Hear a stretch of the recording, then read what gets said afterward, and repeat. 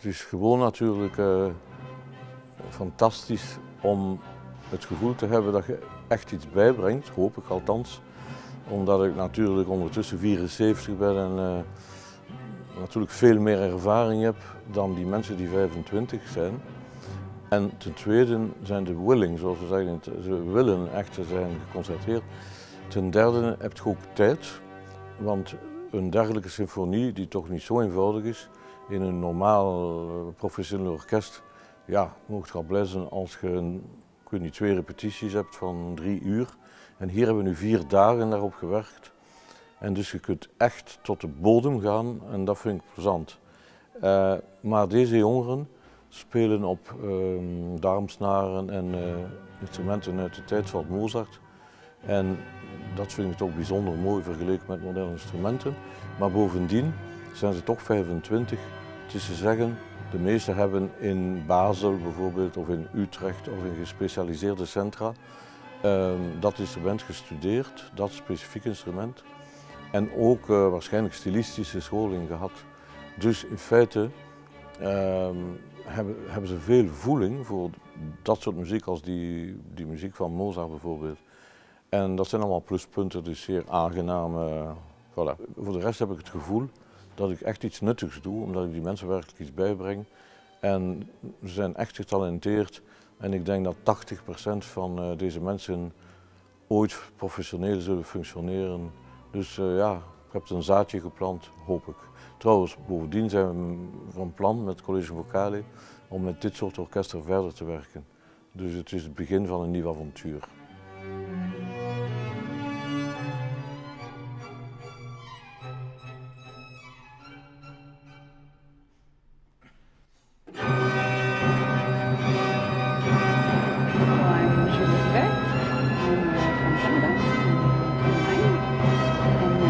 Studied mostly in Canada, in Montreal. I did my bachelor and master's degree there. And then I decided to study historical performance practice, so I went to Brussels to do a master in Baroque violin, and I finished 2 years ago. For sure it's quite a challenging experience because it was totally unexpected. But I feel really lucky to be there. First to work alongside with Philippe Herreweghe, which is an incredibly inspiring musician. And also I find that the orchestra really is really high level and not only technically, of course everybody plays great instrument, but also the level of attention, of sensitivity, of involving into music making. This is really incredible, so it's really a joy to be in that position with such wonderful musicians. So I feel very honored and lucky to be there.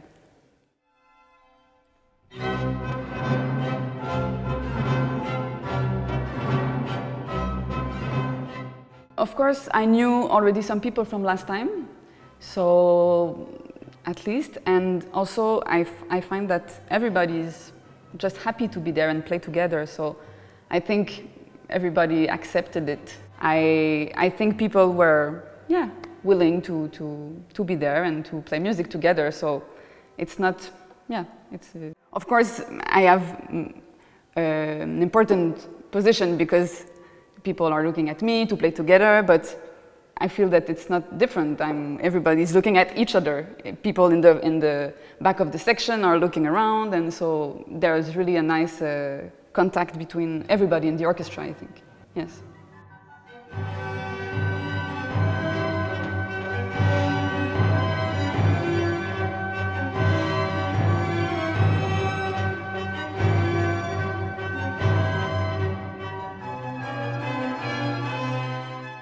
My name is Matyas Virag.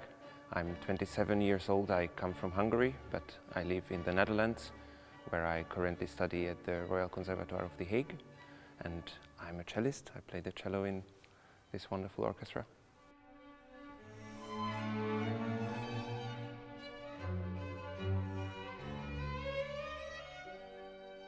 I find it really enriching and a really unique opportunity to be part of this orchestra and to be part of these workshops.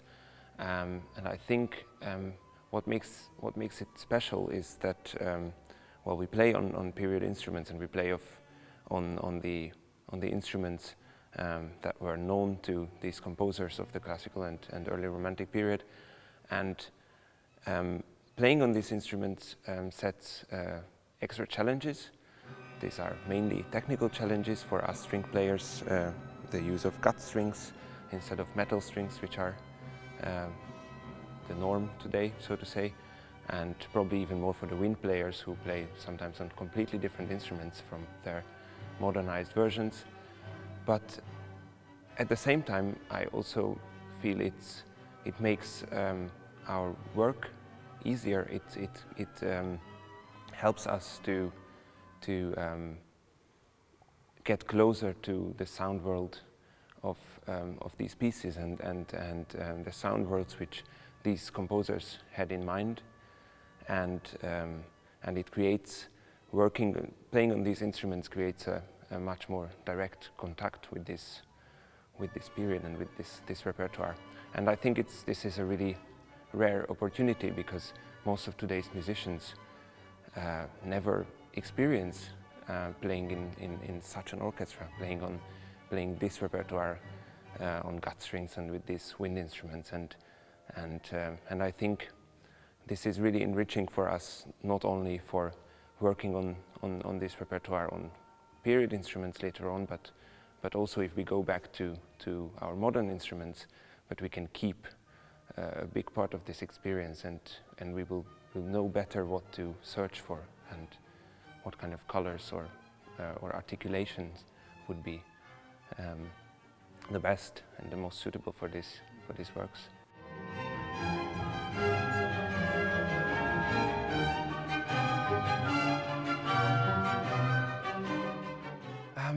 I think what caught my attention or my interest first was very simply the sound of gut strings, that they are for me much more organic, and they have a lot of colors and possibilities which are simply not there on metal strings. And yes, I just really fell in love with the sound of gut strings and the sound of period instruments, also period wind instruments. And I feel most of them are more human, or more close to nature and to modern instruments, which are more practical and easier to play most of the time, but have less to offer in certain ways.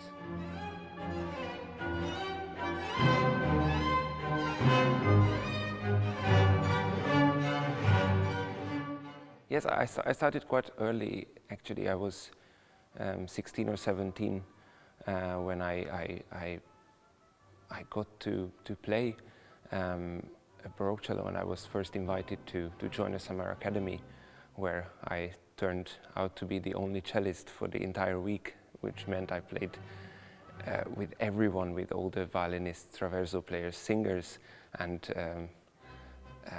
it was the first time for me doing this, really.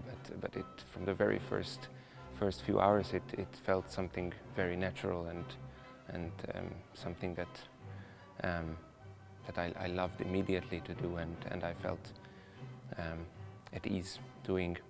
And yeah, for a long time, for the past 10 years, actually, I've been playing on period instruments parallel to my modern studies and my concert activity on modern cello. And my dream is to keep both of them, maybe with an emphasis on the period part, on the period instruments. But I'm happy to play any great music on any kind of instrument, really.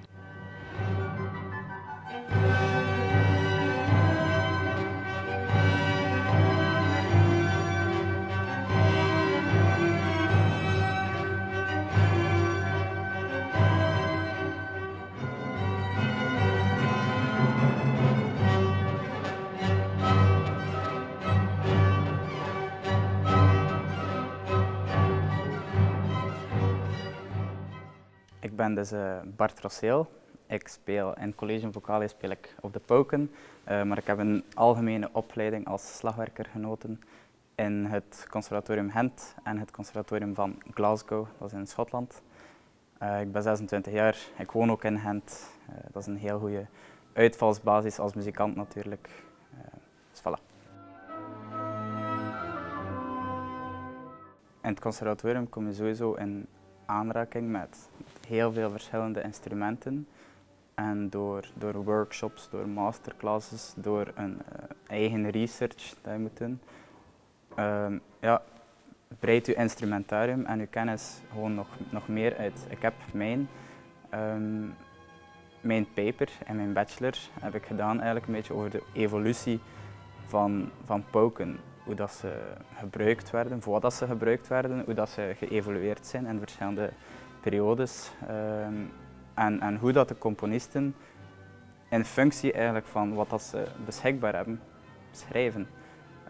Dus ik denk dat het sowieso voor elke instrumentalist interessant is om de historie en de achtergrond van hun instrument te kennen. Het is ook interessant om als slagwerker, als elke instrumentalist, om te weten hoe dat het moet geklonken hebben in die tijd. En daarom is het ook interessant om instrumenten te hebben die in die tijd gebruikt werden.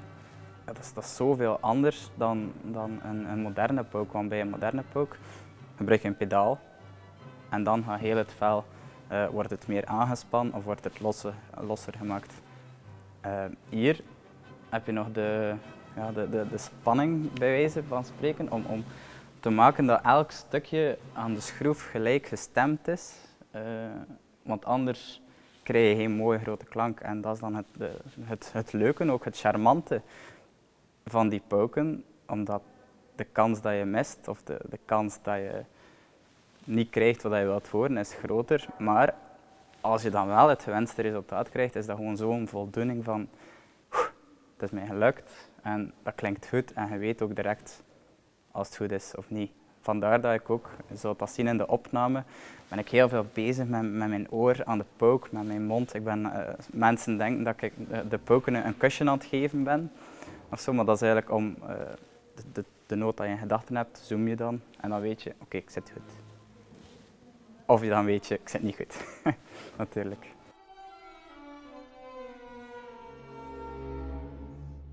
Ja, een meerwaarde, omdat je weet gewoon dat in die tijd hebben ze het daar ook gewoon op gedaan en je kunt van alles uittesten met verschillende stokken. Een slag is niet zomaar een slag. En als je dat op moderne pauken gaat spelen, bijvoorbeeld je hebt plastiek vel, maar dat is zoals bij als je met een elektrische fiets de Mont Ventoux oprijden. Dat doe je ook niet. Je gepassioneerd door je hobby, je pakt een fiets, een versnelling en je bent weg. Hetzelfde bij dit, Mozart, wil je niet cheaten. Ik ben deel van de winds in het orkest. Ik ben eigenlijk de derde trompet op mijn pauken, dus ik moet vooral met hun ermee spelen. Maar je kijkt altijd op je partituur. Als je do, do, do hebt staan, is de eerste do een keer samen met dat, de volgende do met dat. En dan op die do spelen ze eigenlijk een ander akkoord, waardoor dat die do anders moet spelen. Dus elke noot heeft een betekenis. Het is niet dat Mozart do, do, do schrijft om in slaap te vallen. Nee, je moet wakker blijven. En dat is ook het leuke aan Mozart spelen. En om dat op deze pauken te spelen, je kunt enorm veel klankkleuren maken en betekenis geven aan wat je speelt. Ja, ik denk dat dat vooral is. Het is ook, de mensen zeggen altijd, ja, Mozart speel je niet zoals hij Beethoven speelt. En dat is waar. Maar als hij in uw hokje zit aan het oefenen voor een auditie of voor dit, dan is dat toch nog altijd helemaal, dan denk je van oké, ja, dat is anders. Maar eenmaal dat je in het orkest zit, het is enkel als je er zit, besef je van oh, ja, het is helemaal anders. En dat voel je ook direct vanaf de eerste noot dat we hier gespeeld hebben. Het is een veel kleiner orkest ook, dus daar moet je ook aan gaan aanpassen. Dan voel je van oké, je moet er even gewend aan komen. Maar je wordt er gewend aan. Met dit als resultaat natuurlijk.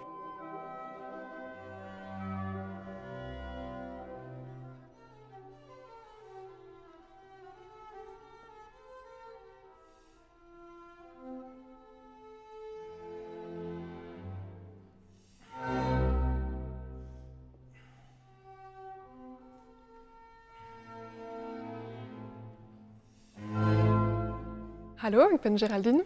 Ik kom uit Brussel en ik speel dwarsfluit.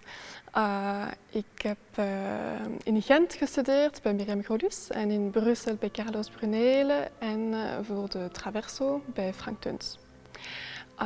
Ik geef nu les aan het conservatorium. Ik ben assistent voor moderne fluit en kamermuziek.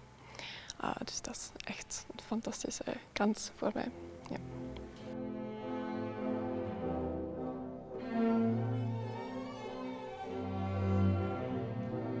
Het is eigenlijk altijd een plezier om samen te spelen, zeker nu. Om Mozart te spelen, altijd, ja, dat is toch fantastische muziek. Het is altijd goed om eigenlijk ervaring op te bouwen op die mooie, maar heel ingewikkelde instrumenten. Maar vooral is het een grote kans om met Philippe Herreweghe te mogen werken en van hem te mogen leren. We hebben eigenlijk nooit de kans om zo lang over één stuk te mogen werken en zo diep in de muziek te gaan. En hij kent de muziek zo goed, hij gaat zo ver in de detail, hij spreekt constant over retoriek en het zingen van de frase. Het doet een groot verschil voor het orkest.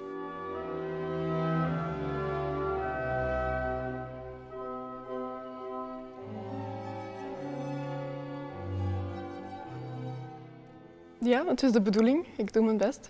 Ja. Ook altijd in de lessen. Ik probeer altijd ook over retorica te spreken. Het is altijd leren en groeien.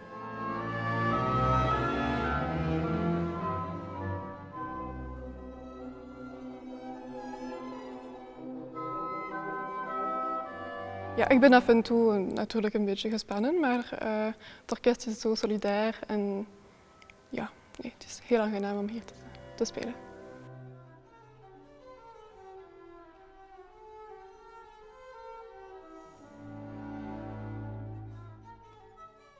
Het is ongelooflijk het verschil dat het maakt om in zo'n mooie akoestiek te spelen. Het is comfortabel, je voelt je goed, je speelt beter, je hoort alles. Ja, dat is de beste. Ja.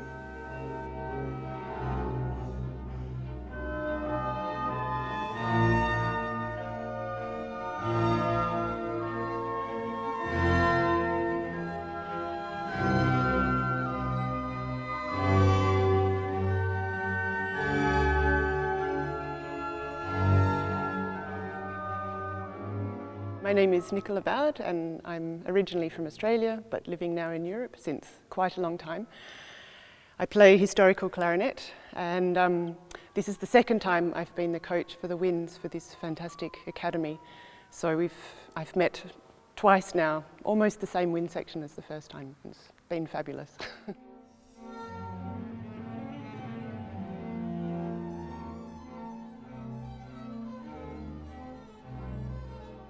Well, I think especially with this classical early romantic repertoire, certainly when I was studying there was less opportunity to sit in an ensemble and orchestra and play this later repertoire. So now with academies like this, the students have of course their wonderful training with their teachers and they're developing their musical personalities, so they have the tools, but then to translate that into sitting in a wind section, working with their colleagues who are at a similar stage, everyone extremely talented, and I think this is sort of this wonderful bridge point. This kind of academy is a wonderful bridge point for these students or just finished students who are entering the professional world. Some are working already, so I think there's certainly more opportunity than there used to be, and so it kind of completes their studies to be able to do something like this.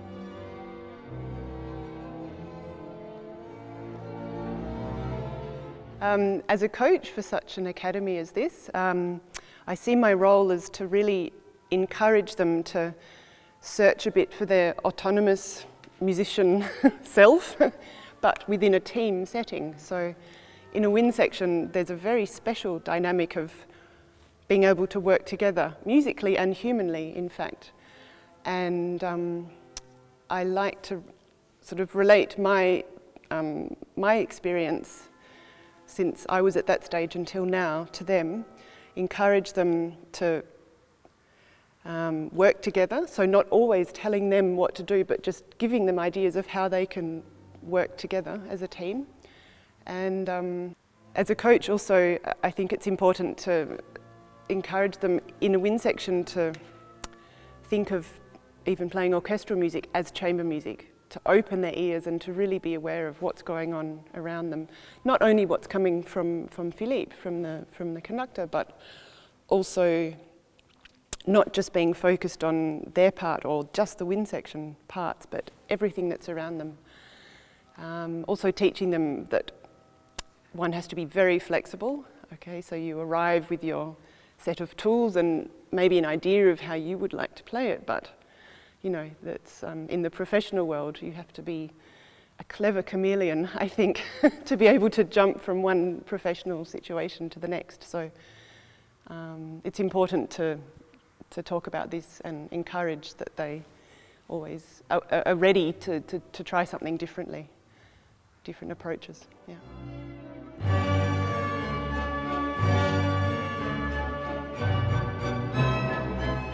This being the second time they've met, I indeed have noticed a big step as a group. So luckily enough, most of them, except for one or two, are the same team as last time, and not only within the pupitre. So the first academy was when a lot of the first and second players had just met for the first time.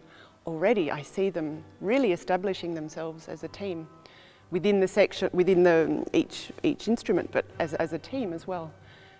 Musically and humanly, which I think should always go together. That the atmosphere is fantastic between them all.